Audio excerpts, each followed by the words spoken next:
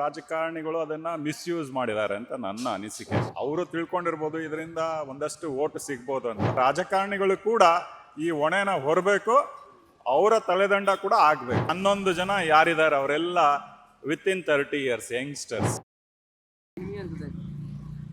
Actually ಆಗಿ ಇದು ವ್ಯವಸ್ಥಿತವಾದಂಥ ಒಂದು ಲೋಪ, ಆಡಳಿತ ಲೋಪ ಒಂದು. ಇನ್ನೊಂದು, ನಮ್ಮ ವ್ಯವಸ್ಥೆಯಲ್ಲಿ, ಪೊಲೀಸ್ ವ್ಯವಸ್ಥೆಯಲ್ಲಿ ಗಟ್ಟಿತನ ಇಲ್ಲ. ಇದು ಬೇಡ ಹೇಳೋ ಅಂತ ಯಾರು ಅಧಿಕಾರಿಗಳು ಇಲ್ಲ. ಅದನ್ನ ಅವರು ಓಪನ್ ಆಗಿ ಹೇಳ್ಬೋದಾಗಿತ್ತು, ಇದು ಬೇಡ, ಮಾಡೋದು ಬೇಡ ಅಂತ. ಆ ಒಂದು ಇದನ್ನ ಇವರು ರಾಜಕಾರಣಿಗಳು ಅದನ್ನ ಮಿಸ್ಯೂಸ್ ಮಾಡಿದ್ದಾರೆ ಅಂತ ನನ್ನ ಅನಿಸಿಕೆ. ಸೊ ಇವತ್ತು ಯಾಕೆ ಪೊಲೀಸ್ ಅಧಿಕಾರಿಗಳನ್ನ ಸಸ್ಪೆಂಡ್ ಮಾಡಿದ್ದಾರೆ ಅಂದ್ರೆ ಅವ್ರಿಗೆ ಗಟ್ಟಿತನ ಇಲ್ಲದೆ ಇರೋದಕ್ಕೆ. ಅವ್ರಿಗೆ ಗಟ್ಟಿತನ ಇದ್ದಿದ್ರೆ ಮಾಡೋಕೆ ಆಗ್ತಾ ಇರಲಿಲ್ಲ, ಅದು ನನ್ನ ಅನಿಸಿಕೆ. ಇನ್ನೊಂದು, ರಾಜಕಾರಣಿಗಳು ತಮ್ಮ ವರ್ಚಸ್ಸನ್ನು ವೃದ್ಧಿ ಮಾಡ್ಕೊಳ್ಳೋಕ್ಕೋಸ್ಕರ ಇದೊಂದು ಏನು ಹೇಳ್ತಾರೆ, ಅಭಿನಂದನಾ ಸಮಾರಂಭ ಅಂತ ಹೇಳಿ ದೊಡ್ಡ ಮಟ್ಟದಲ್ಲಿ ಮಾಡಿದ್ದು ತಪ್ಪು. ಅವರು ತಿಳ್ಕೊಂಡಿರ್ಬೋದು ಇದರಿಂದ ಒಂದಷ್ಟು ಓಟ್ ಸಿಗ್ಬೋದು ಅಂತ. ಅಲ್ಲಿ ಬಂದಿರೋಂಥವ್ರು ಯಾರು ಓಟ್ ಹಾಕೋವಂಥ ಜನ ಅಲ್ಲ. ಇದು ಏನಂದ್ರೆ ಅವರ ವರ್ಚಸ್ಸಿಗೋಸ್ಕರ ಮಾಡಿದಂಥ ಒಂದು ವ್ಯವಸ್ಥಿತವಾದ ಸಮಾರಂಭ ಅನ್ನೋದಕ್ಕಿಂತ ಸಂಚು ಅಂತ ಹೇಳ್ಬೋದು. ಇದು ನನ್ನ ಅನಿಸಿಕೆ.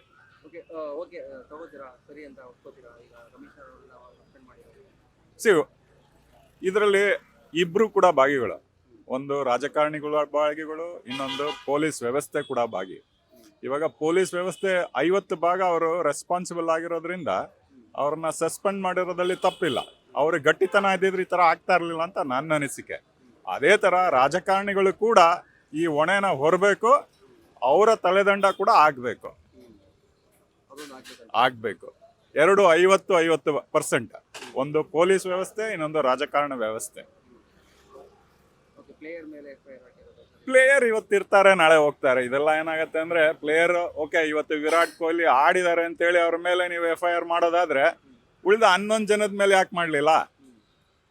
ಇವಾಗ ಅದೊಂದು ತಂಡ ಇತ್ತು, 21 ಜನ ತಂಡ ಅಲ್ವಾ RCB. ಎಲ್ರ ಮೇಲೂ ಮಾಡಲಿ. ವಿರಾಟ್ ಕೊಹ್ಲಿ ಮೇಲೆ ಮಾಡೋ ಅಂತ ಏನು ಹೇಳ್ತಾರೆ, ನೆಸೆಸಿಟಿ ಇರಲಿಲ್ಲ, ತಪ್ಪು.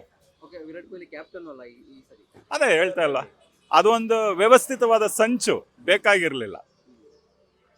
ಹಾಗಂತ ಹೇಳಿದ್ರೆ ನೀವು ಕ್ರೀಡಾಭಿಮಾನಿ ಮತ್ತು ಕ್ರೀಡಾಪಟುಗಳ ಮೇಲೆ ಒಂದು ಹೊಣೆ ಹೊರಿಸಿ ನೀವು ನುಣುಚ್ಕೊಳ್ತಾ ಇದ್ದೀರಾ ಅಂತ ಒಂದು ಅರ್ಥ.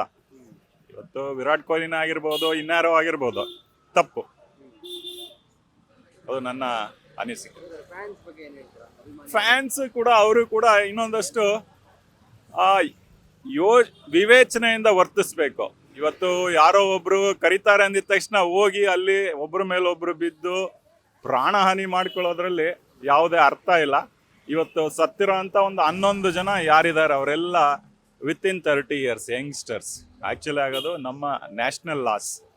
ಯಾಕಂದ್ರೆ ಇವತ್ತು ಎಷ್ಟೋ ಜನ ಮಕ್ಕಳು 10th ಸ್ಟ್ಯಾಂಡರ್ಡ್ ಓದ್ತಾ ಇದ್ದವ್ರು, 2nd PUC ಓದ್ತಾ ಇದ್ದವ್ರು, ಆಮೇಲೆ ಇವಾಗಷ್ಟೇ ತಮ್ಮ ಪ್ರೊಫೆಷನಲ್ ಕೆರಿಯರ್ ಶುರು ಮಾಡಿದಂಥ ಜನಗಳು. ಇದೆಲ್ಲ ಒಂದು ಕುಟುಂಬಕ್ಕೆ ಅಗಾಧವಾದ ನಷ್ಟ, ಜೊತೆಗೆ ರಾಷ್ಟ್ರೀಯತೆಗೂ ಕೂಡ ಒಂದು as A country V last 11 youngsters. That's what my view. ಸರ್ಕಾರ ತಪ್ಪು ಇದು ಮಾಡಿದ. ಮೊದಲನೇದಾಗಿ ಈ ವ್ಯವಸ್ಥೆ ಅಂದ್ರೆ ಅವ್ರು ಏನು ಹೇಳಿದ್ರು, ಜನಪ್ರಿಯತೆಯನ್ನ ಪ್ರತಿನಿಧಿಸೋ ಬದಲು ಆ ಕಪ್ಪು ಗೆದ್ದಿದ್ದಂಥ ಏನು ಹೇಳ್ತಾರೆ ಟ್ರೋಫಿ ಜೊತೆಗೆ ಅವರು ತಮ್ಮ ಸರ್ಕಾರವನ್ನ ಪ್ರೊಜೆಕ್ಟ್ ಮಾಡ್ಕೊಳಕ್ ಹೋದ್ರು.